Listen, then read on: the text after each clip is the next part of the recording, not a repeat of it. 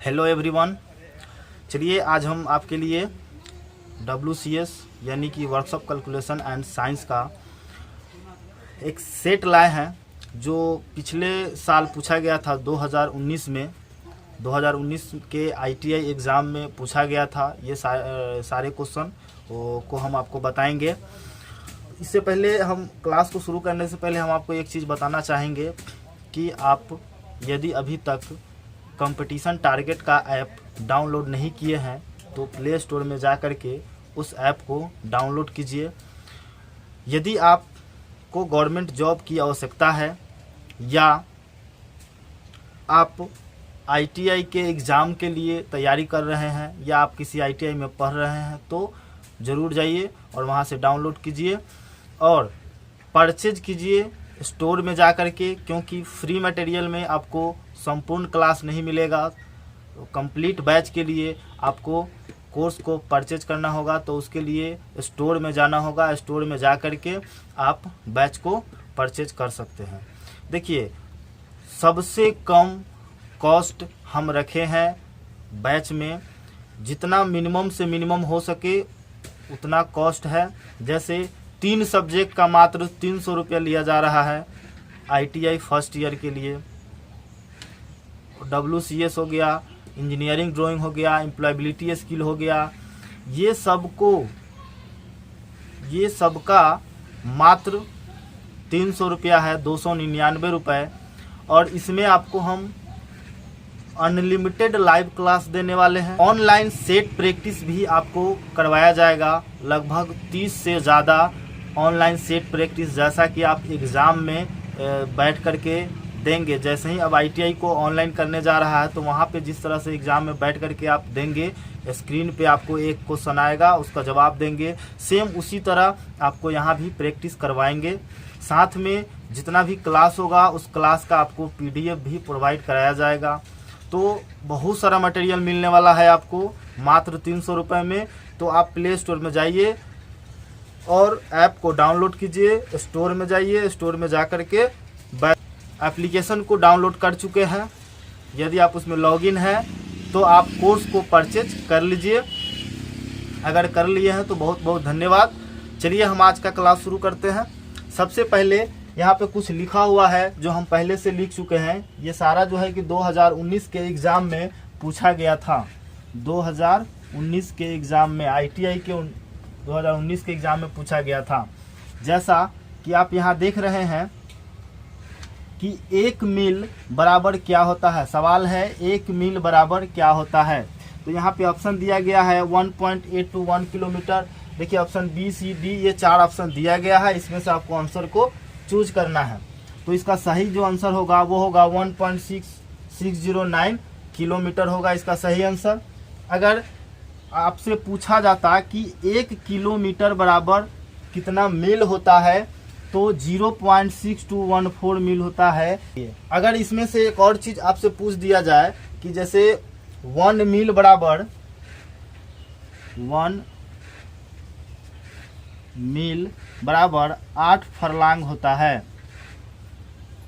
ठीक है, 8 गज होता है, ठीक है। ये चीज जो है कि यूनिट से रिलेटेड था, इसलिए आपको हम बता दिए। आप याद कर लीजिएगा, इस एक क्वेश्चन से आपका 3-4 क्वेश्चन कंप्लीट हो जाता है। चलिए दूसरा नंबर है कि ब्रोंज डैश की मिश्र धातु है। ब्रोंज जो है कि किसका मिश्र धातु है। ऑप्शन है कॉपर और जिंक, कॉपर और लेड, कॉपर और मैग्नीज और कॉपर और टीन। तो इसका सही जो आंसर होगा ऑप्शन C होगा, कॉपर और मैग्नीज का मिश्रण होता है ब्रोंज, ठीक है। ब्रोंज इस तरीके से लिखा जाता है। तीसरा क्वेश्चन है कि इनमें से क्या विद्युत का संचालन करता है। बताइए, ग्रेफाइट, पोर्सिलेन, ग्लास और लकड़ी, इसमें से कौन सा विद्युत से मतलब विद्युत का संचालन करता है, मतलब बिजली का क्या है, कंडक्टर है, ठीक है ना। कंडक्टर कौन सा है तो ग्रेफाइट है। ग्रेफाइट क्या है, ये विद्युत का सुचालक है, बाकी सब क्या है, कुचालक है। 4 नंबर क्वेश्चन को देखेंगे। कहता है कि 16.3/5 का शुद्ध फ्रैक्शन इनमें से क्या होगा। ठीक है। 16.3/5 का फ्रैक्शन पूछा गया है, तो ये बहुत ही इजी है। इसको मल्टीप्लाई कर दीजिए, इसको ऐड कर दीजिए, तो 16 × 5 = 80 और 3 83/5। ऑप्शन बी हमारा सही आंसर हो गया। बहुत इजी क्वेश्चन है, ठीक है। चलिए देखिए इसको कैसे करते हैं। 16 सही 3/5 को हम कैसे करते हैं, ये 16 × 5 और +3, ठीक है। और तब फाइनली आंसर हम लिखेंगे 16 × 5 = 80 और 3 83, और नीचे जो है कि ये जो रहता है वही रहेगा नीचे 5, तो इतना ही आंसर हो जाता है। चलिए 5 नंबर है कि प्रति यूनिट आयतन पर बॉडी का द्रव्यमान क्या कहलाता है। प्रति यूनिट आयतन पर बॉडी का द्रव्यमान क्या कहलाता है। इसका जो सही आंसर होगा वो क्या होगा, घनत्व होगा। घनत्व मतलब आयतन पर बॉडी का द्रव्यमान क्या कहलाता है, तो घनत्व कहलाता है। 6 नंबर भी देखिए बहुत ही इजी क्वेश्चन है। √21 × √21 का मान ज्ञात करें। मतलब √21 और √21 का मान ज्ञात करना है, मतलब दोनों में इंटू करना है। √21 × √21 हम जानते हैं कि रूट अगर 2 बार हो तो रूट खत्म हो जाता है, ठीक है, और दोनों में से कोई एक लिख देंगे। या अगर हम इसको मल्टीप्लाई करते हैं तो क्या होगा, अंदर में चला जाएगा √21 × 21, और हम जानते हैं कि रूट के अंदर में 2 से हम 1 बाहर कर लेते हैं, तो 21। इसका आंसर क्या हो जाएगा, 21 हो जाएगा, और ये ए आपका सही आंसर हो जाएगा। बहुत इजी क्वेश्चन है, आप आसानी से बना सकते हैं। चलिए हम आगे के क्वेश्चन को देखते हैं। चलिए तो अगला क्वेश्चन आपके स्क्रीन पे है, देख सकते हैं। देखिए पहला 7 नंबर क्वेश्चन क्या कहता है कि √7.29 मतलब इसका वर्गमूल निकालना है हमको। हम जानते हैं कि 729, इसको अगर 2 पॉइंट है तो आप 1 में 100 कर दीजिए। अब हम जानते हैं कि 729 का वर्गमूल क्या होता है, 27 होता है, और 100 का कितना होता है, 10 होता है, यानी कि 2.7, और यही हमारा आंसर हो जाएगा। मतलब क्या है कि आप ऑप्शन में देख सकते हैं, आपका ऑप्शन ए आपका सही आंसर है। चलिए 8 नंबर क्वेश्चन आपके स्क्रीन पे होगा। 8 नंबर क्वेश्चन क्या कहता है कि त्वरण का मात्रक क्या होता है, ठीक है। तो हम जानते हैं कि त्वरण का मात्रक क्या होता है, मीटर/सेकंड²। मतलब आपका ऑप्शन सी सही आंसर है। चलिए नेक्स्ट क्वेश्चन क्या है, ये मैथ का क्वेश्चन है, आप स्क्रीन पे देख सकते हैं। इसमें करना क्या है हमको, देखिए यहाँ पे दिया गया क्या है कि A/B बराबर कितना दिया हुआ है, 2/3 दिया हुआ है, और उसके बाद B/C दिया हुआ है हमारा 4/5, ठीक है। तो पूछ रहा है कि A/B/C बराबर क्या होगा, ठीक है। तो हम जानते हैं कि अनुपात का जो नियम होता है वो क्या होता है, जैसे A/B B/C, ठीक है, इस तरीक़ा से हम निकालते हैं। तो यहाँ पे क्या करेंगे, A/B है ना, तो यहाँ रखेंगे 2, यहाँ रखेंगे 3, ठीक है। फिर B के जगह पे क्या रखेंगे 4, और 5 रखेंगे C के जगह पे, ठीक है। चलिए अब क्या करेंगे, इसको इसके साथ, इसको इसके साथ ऐसा मल्टीप्लाई करते हैं, तो 4 दूना 8 अनुपात 4 तिहाई 12 अनुपात 5 तिहाई 15, और यही हमारा आंसर हो गया। आप ऑप्शन में देख सकते हैं कि ऑप्शन सी आपका सही आंसर है। आगे का क्वेश्चन आपके स्क्रीन पे होगा, कहता है कि 3 मीटर के लिए 60 सेंटीमीटर कितना प्रतिशत होगा। 3 मीटर के लिए 60 सेंटीमीटर कितना होगा। तो हम जानते हैं कि 1 मीटर बराबर होता है 100 सेंटीमीटर। तो जबकि हमारे पास क्या है, 3 मीटर है, तो कितना हो जाएगा, 300 सेंटीमीटर हो जाएगा। और हम जानते हैं कि 300 सेंटीमीटर का हमको निकालना है x% बराबर कितना है, 60 है। तो आप यहाँ पे का को गुना में बदल दीजिए, प्रतिशत को 100 में चेंज कर दीजिए। ये 2 जीरो से 2 जीरो कट गया, ये हो जाएगा 20 से 3 बार में ये 60 चला जाएगा, तो x का वैल्यू कितना आ गया, 20%, और यही 20% आपका सही आंसर हो जाएगा। कि किए गए कार्य की एसआई यूनिट क्या होगी। देखिए कार्य ऑप्शन में आपको होगा न्यूटन, जूल प्रति सेकेंड या न्यूटन प्रति मीटर स्क्वायर या जूल, इस तरह का ऑप्शन आपके पास है। तो सही आंसर जो होगा इसका जूल ही होगा, क्योंकि कार्य का जो यूनिट होता है ऐसा यूनिट वो होता है जूल या न्यूटन मीटर होता है। ठीक है, जूल या न्यूटन मीटर भी होता है, लेकिन ऑप्शन में यहाँ पे न्यूटन मीटर नहीं दिया गया है, तो आंसर होगा हमारा जूल। ठीक है, जैसे न्यूटन किसका है तो बल का है, जूल प्रति सेकंड किसका होता है तो शक्ति का होता है, न्यूटन प्रति मीटर स्क्वायर किसका होता है दाब का होता है। तो यहाँ पे आंसर हमारा क्या हो जाएगा डी। चलिए आगे का क्वेश्चन देखेंगे। 12 नंबर क्वेश्चन आपके स्क्रीन पे होगा। ये कहता है कि इनमें से पोटेंशियल ऊर्जा का उदाहरण कौन सा है। पोटेंशियल ऊर्जा का उदाहरण कौन सा है, तो ऑप्शन देखिए बहती हुई हवा, घूर्णन चक्र और बहता हुआ पानी और ओवरहेड टैंक में पानी। तो देखिए इसका ओवरहेड टैंक में जो पानी होगा वही हमारा पोटेंशियल ऊर्जा हो जाएगा। चलिए आगे है 13 नंबर क्वेश्चन है। 13 नंबर देखिए ध्यान से, ये अलजेब्रा का क्वेश्चन दिया गया है और ये क्वेश्चन कहता है कि 14a plus 3a plus 25b plus 2b plus b। अब इसका हमको आंसर देना है। ऑप्शन में दिया हुआ है बहुत सारा, इसका योगफल ज्ञात करना है। तो हम जानते हैं कि जो ए वाला है उसको एक साथ जोड़ दीजिए, बी वाले को एक साथ जोड़ दीजिए, तो 14 और 3 कितना होगा 17a हो जाएगा, प्लस 25 2 27 1 28b हो जाएगा, और यही हमारा आंसर हो गया। ठीक है, तो आंसर ए होगा, ऑप्शन ए आपका सही आंसर हो जाएगा। ये 14 नंबर क्वेश्चन क्या कहता है, 9x to the power 5 y to the power 3 divide x to the power 2 और y टू द पावर 2। इस तरह से दिया हुआ है, इसको डिवाइड करके हमको फाइनल आंसर निकालना है। ठीक है, आपको स्क्रीन पे ऑप्शन भी दिख रहा होगा। तो सबसे पहले क्या करेंगे, यहाँ पे 9x के पावर 5 y के पावर 3 डिवाइड है, तो यहाँ पे कर दीजिए x के स्क्वायर और y का स्क्वायर। देखिए यहाँ पे क्या करेंगे, y से y काटेंगे तो यहाँ पे 1y बचेगा, क्योंकि यहाँ पे 3y है, यहाँ पे 2y है।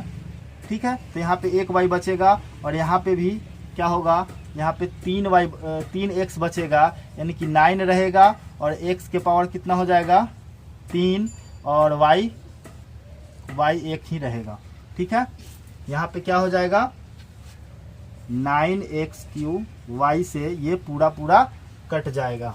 ठीक है, तो 9x³ y इसका सही आंसर हो जाएगा। तो आप ऑप्शन में देखिए, ऑप्शन बी आपका सही आंसर है। ठीक है, उम्मीद है आपको समझ में आया होगा। अगर नहीं आया होगा तो इसको और हम एक्सप्लेन कर देंगे कि 9x के पावर 5 है ना, तो इसको हम ऐसा लिख सकते हैं कि x into x into x into x. ठीक है, 1 2 3 4, एक और लिख दीजिए 5, फिर y 3 बार है तो y इंटू y कर दीजिए। नीचे क्या है, x के पावर 2 है तो x into x into y के पावर 2 है तो y इंटू y। अब इसको देखिए 2x से 2x खत्म, 2y से 2y खत्म, बचा कितना 9 1 2 3, यानी कि x के पावर 3 इंटू एक ही y बचा हुआ है तो y, यही हमारा आंसर हो जाएगा। तो ये एक्सप्लेन कर दिए हैं। हालांकि आप बहुत इजी क्वेश्चन था, आप ऐसे भी कर सकते थे। ये इक्वेशन का क्वेश्चन है, ये हल करना है। तो इसको हल करने के लिए आप जानते हैं कि ये फर्स्ट इक्वेशन हो गया, ये सेकंड इक्वेशन हो गया। अगर हम इसको समीकरण को तोड़ेंगे तो थोड़ा सा लंबा बन जाएगा, ज़्यादा बड़ा बनेगा। तो हमको एग्जाम में इस तरह से नहीं बनाना है, हम इसको ऑप्शन बेस पे बना सकते हैं। जैसे पहला ए ऑप्शन को अगर लेंगे तो ये होता है x का मान, ये होता है y का मान। ठीक है, तो x के मान अगर हम रखते हैं 4 तो 11 चौका 44 हो जाएगा। ठीक है, और y के मान -3 रखेंगे तो 4 3 12 -12 हो जाएगा। अगर हम 44 में से 12 घटाएंगे तो 50 हमारा नहीं होगा। ठीक है, मतलब ऑप्शन ये ठीक नहीं है। चलिए हम ऑप्शन बी को चेक करते हैं। यहाँ पे करेंगे तो 44 हो जाएगा, और यहाँ पे करेंगे तो 12 हो जाएगा। दोनों को अगर ऐड करेंगे तो हो जाएगा 56, जो 50 नहीं आ रहा है। मतलब ये भी क्या है, ये भी ऑप्शन मेरा सही नहीं है। तो ऑप्शन सी को भी चेक कर लेंगे। अगर -4 रखेंगे तो 11 चौका 44 -44 हो जाएगा, और यहाँ पे 4 3 12 प्लस 12, मतलब 44 से 12 घटाएंगे 50 नहीं आएगा। मतलब इसमें कोई भी ऑप्शन सही नहीं है, इसलिए ऑप्शन डी हमारा सही आंसर हो जाएगा। ये अगला क्वेश्चन 16 नंबर क्वेश्चन आपके स्क्रीन पे होगा। देखिए कहता है कि यदि एक त्रिभुज की सभी भुजाएं 60 मिलीमीटर लंबी हो तो उसका क्षेत्रफल क्या होगा, और ऑप्शन भी दिया हुआ है। देखिए यहाँ पे क्या है कि त्रिभुज की सभी भुजाएं 60 मिलीमीटर है, मतलब क्या है कि वह हमारा समबाहु त्रिभुज है, ठीक है ना। मतलब सभी भुजाएं हमारा बराबर है। मान लीजिए ये क्या है 60 है, तो ये भी 60 है और ये भी 60 है, ठीक है। तो हमको क्या निकालना है, समबाहु त्रिभुज का क्षेत्रफल निकाल दीजिए। तो समबाहु त्रिभुज का क्षेत्रफल क्या होता है,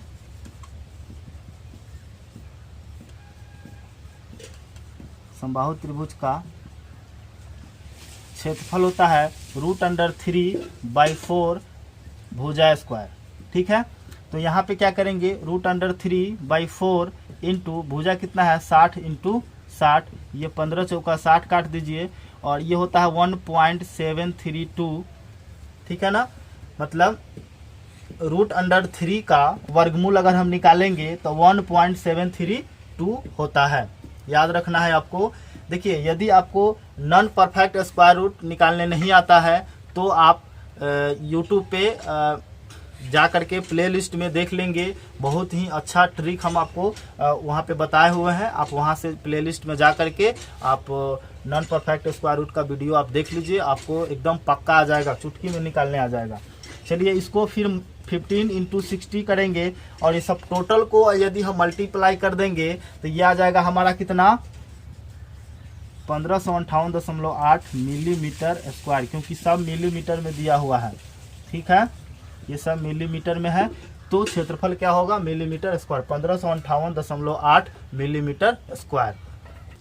चलिए 17 नंबर क्वेश्चन आप देख रहे हैं कि एक ठोस सिलेंडर के आधार का क्षेत्रफल और आयतन क्रमशः 13.85 सेंटीमीटर स्क्वायर और 69.3 सेंटीमीटर क्यूब है। तो सिलेंडर की देखिए आधार का क्षेत्रफल दिया हुआ है, आधार का क्षेत्रफल क्या होता है πr² होता है, हम जानते हैं। और सिलेंडर का आयतन क्या होता है, तो πr² होता है। हमको h निकालना है। देखिए सबसे पहले क्या करेंगे, यहाँ पे सिलेंडर के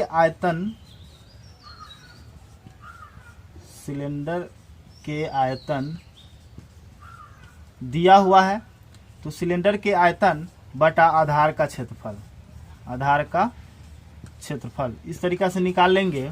तो ये होगा πr² बटा πr², ठीक है।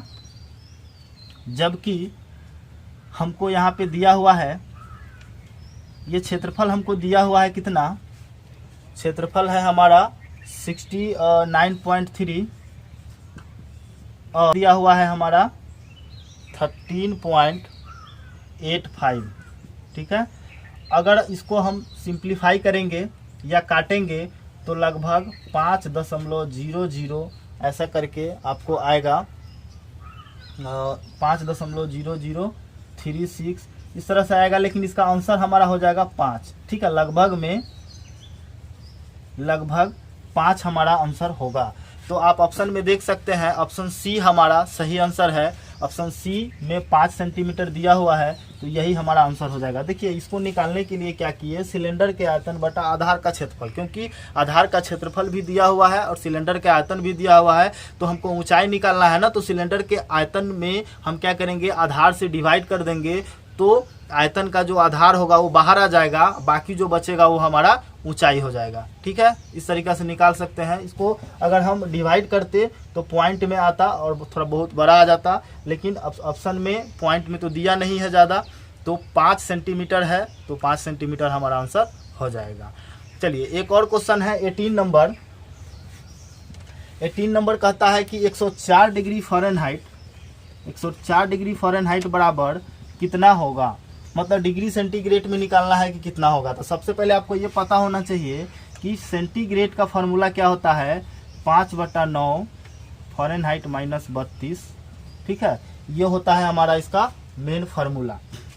तो इस पे हम क्या करेंगे, 5/9 इंटू फ़ारेनहाइट कितना है 104 माइनस 32। अब इसको क्या कीजिए, 5/9 गुने, इसको घटाएंगे तो 4 में से 2 घटेगा तो 2 हो जाएगा, 10 में से 3 घटेगा 7 होगा, ये 8 9 72 कट जाएगा, 8 5 40, डिग्री सेंटीग्रेड, और यही हमारा आंसर हो जाएगा। मतलब क्या है, ऑप्शन बी आपका सही आंसर है। ठीक है, चलिए 19 नंबर क्वेश्चन को देखिए। 19 नंबर कहता है कि उष्मा के संपर्क में लाए जाने पर तरल और ठोस विस्तारित होते हैं, यह सिद्धांत डैश में कार्य करता है। ठीक है, तो यहाँ पे क्या है, पायरोमीटर है, विकिरण पायरोमीटर है, थर्मोमीटर है और थर्मोकपल तत्व है। तो इसका जो सही आंसर होगा वो होगा थर्मोकपल तत्व। ठीक है, थर्मोकपल तत्व। चलिए 20 नंबर क्वेश्चन को आप देखिए कि 20 नंबर कहता है कि पानी की विशिष्ट ऊष्मा होती है। पानी का विशिष्ट ऊष्मा कितना होता है, तो 1.0 होता है पानी का विशिष्ट ऊष्मा। ऑप्शन ए आपका सही आंसर होगा। 21 नंबर कहता है कि 1000 किलोग्राम के भार को एक सामान्य मशीन द्वारा उठाया जाता है। ठीक है, जिसका वेग अनुपात 5 है। यदि लगाया गया प्रयत्न 250 किलोग्राम हो तो मशीनी लाभ तथा क्षमता ज्ञात करें। ठीक है, तो सबसे पहले क्या करना है, हमको यांत्रिक लाभ हम निकाल लेंगे, उसके बाद क्या करेंगे, हम क्षमता निकाल लेंगे। ठीक है, तो यांत्रिक लाभ बराबर क्या होता है, भार बटा प्रयास होता है। ठीक है, भार बटा प्रयास, यानी कि भार कितना है 1000 और प्रयास कितना है 250। ठीक है, कितना बार में कट जाएगा, ये 4 बार में कट जाएगा, यानी कि 4 हमारा क्या आ गया, यांत्रिक लाभ आया। यांत्रिक लाभ, मशीन का यांत्रिक लाभ कितना आ गया, 4 आ गया। उसके बाद सवाल में क्या कहा, क्षमता निकालना है। तो क्षमता बराबर क्या होता है, यांत्रिक लाभ बटा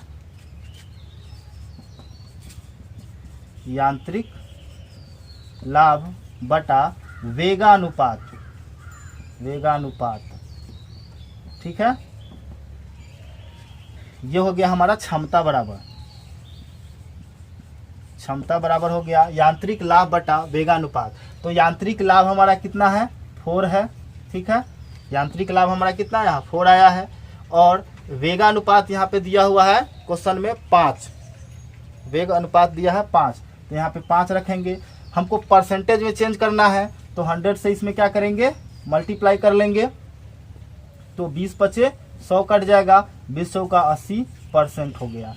मतलब इसका जो सही आंसर हो जाएगा 4 और 80%। तो आप देखिए कि ऑप्शन में कौन सा है, तो ऑप्शन आपका होगा ए। ऑप्शन ए हमारा सही आंसर है। ठीक है, चलिए 22 नंबर क्वेश्चन है कि भार और प्रयत्न के लाभ को क्या कहा जाता है। देखिए, भार और प्रयत्न के लाभ को मशीनी लाभ कहा जाता है। भार, यहाँ देखिए भार और प्रयत्न दोनों दिया हुआ है, भार और प्रयास या प्रयत्न क्या कहा जाता है उसको, तो मशीनी लाभ कहा जाता है। ठीक है, उसके बाद आंसर हमारा हो गया 22 का ए। 23 नंबर क्वेश्चन है, प्रतिरोध की यूनिट क्या होती है। तो प्रतिरोध मतलब रेजिस्टेंस का ऐसा यूनिट होता है ओम। ठीक है, ओम होता है। यहाँ पे एम्पियर, वोल्ट और कूलाम दिया है। एम्पियर तो विद्युत धारा का होता है। ठीक है, चलिए 24 नंबर है कि फ्यूज सर्किट की डैश से सुरक्षा प्रदान करता है। फ्यूज सर्किट की डैश से सुरक्षा प्रदान करता है। तो फ्यूज सर्किट की किस चीज़ से सुरक्षा करता है, तो अति भार से सुरक्षा करता है। ऑप्शन ए आपका सही आंसर है। तो उम्मीद है दोस्तों ये 24 क्वेश्चन, एक क्वेश्चन हमने नहीं लिया है क्योंकि उस सेट में 2019 के जो एग्ज़ाम हुआ था उस सेट में एक क्वेश्चन गलत दिया था, इसलिए उस क्वेश्चन को हम आपको नहीं बता रहे हैं। मात्र 24 क्वेश्चन आपको हम बताए हैं। ठीक है, और फिर से मैं एक बार दोहराना चाहूँगा कि यदि कंपटीशन टारगेट ऐप को डाउनलोड नहीं किए हैं तो जाइए डाउनलोड कीजिए और अपना पढ़ाई अच्छा से कीजिए। इस लॉकडाउन में आप घर में रहिए, सुरक्षित रहिए, बाहर कहीं नहीं जाइए, घर में बैठ करके अपना पढ़ाई कीजिए और मिनिमम से मिनिमम कॉस्ट में हम आपको पढ़ाएंगे और तब तक पढ़ाएंगे जब तक आप हमसे जुड़े हुए हैं। और हमेशा हम आपके लिए अच्छा मटेरियल प्रोवाइड कराते रहेंगे। ठीक है, कुछ फ्री क्लास देंगे, कुछ पेड रहेगा, तो पेड में भी ज़्यादा पैसा आपका नहीं लगेगा। तो आप जाइए वहाँ से डाउनलोड कीजिए, स्टोर में जाइए और कोर्स को परचेज कीजिए। फिर मिलते हैं अगले क्लास में। So thank you.